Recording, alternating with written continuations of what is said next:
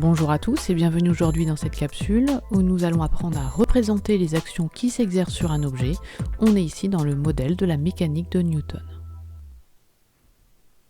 Nous allons repartir de la situation réelle de la précédente capsule.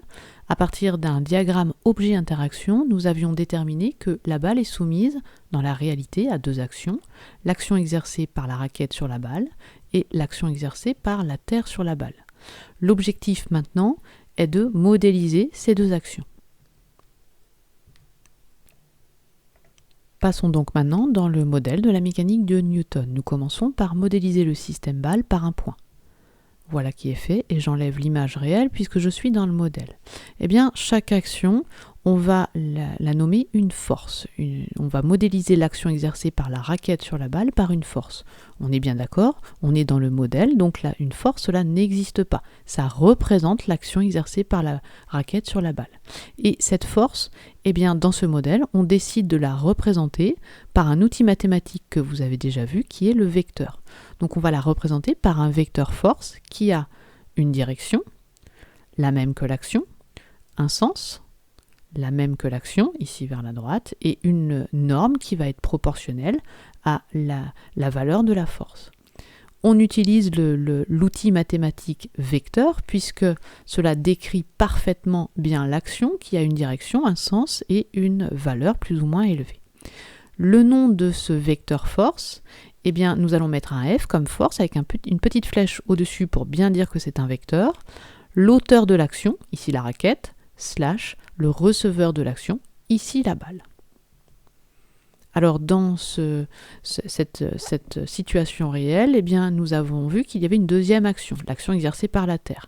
Et donc nous allons représenter la force qui modélise l'action exercée par la Terre par un vecteur force, donc qui aura la même direction que l'action verticale. Ensuite, la Terre a une action vers le bas, donc le vecteur force va être vers le bas. Voilà qui est fait. Pour la longueur, on ne sait pas, on n'a pas d'échelle. Et le nom, c'est la force de Terre sur la balle, le vecteur force Terre sur balle.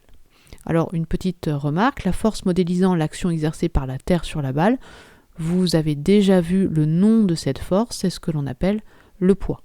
Donc, nous pourrons mettre vecteur poids à la place de ceci. Alors, que devez-vous retenir dans cette capsule? Vous devez retenir que lorsqu'on souhaite étudier les actions exercées sur un objet, eh bien, on utilise le modèle de la mécanique de Newton. Dans ce modèle, une action de contact ou à distance est modélisée par une force.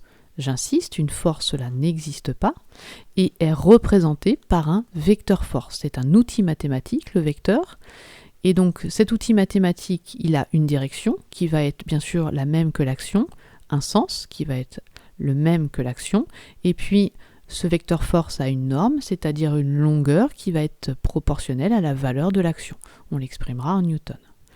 Le nom du vecteur force se trouve ainsi, c'est F comme force, avec une petite flèche pour indiquer que c'est un vecteur, auteur de l'action sur le receveur de l'action.